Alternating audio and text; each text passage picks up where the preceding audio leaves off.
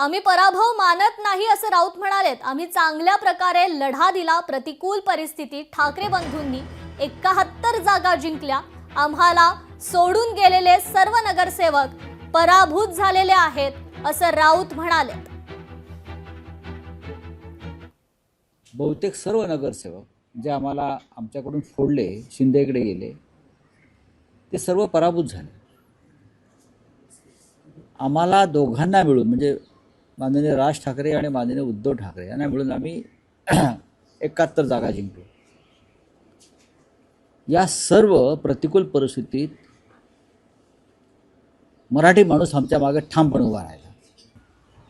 पण मी कालच एक समाज माध्यमांवर ट्विट केलेलं आपण पाहिलं असेल।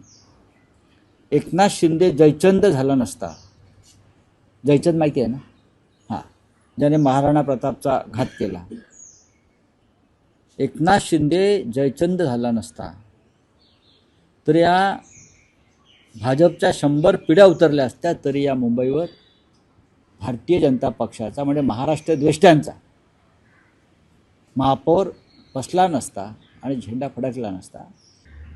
काँग्रेस ज्या स्ट्रॅटेजीनुसार निवडणुकीत उतरली होती ती योग्य होती आणि त्याचा फायदा झाला। आमच्या 10-12 जागा अजून आम्ही वाढवू शकलो असतो, दुर्दैवाच्या कमी मताने पडल्या तर 100% BJPचा महापौर होऊ शकत नव्हता।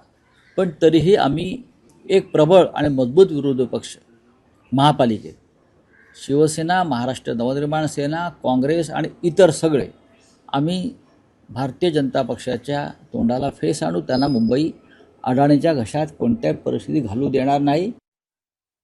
तर मातोश्रीवर विजयी उमेदवारांचं अभिनंदन करण्यात आलंय। रश्मी ठाकरेंनी विजय नगरसेवकांचं अभिनंदन केलेलं आहे। सध्या मातोश्रीवर निवडून आलेल्या नगरसेवकांना बोलवण्यात आलं। रश्मी ठाकरे सगळ्या निवडून आलेल्या नगरसेवकांना त्यांनी हे अभिनंदन केलेलं आहे।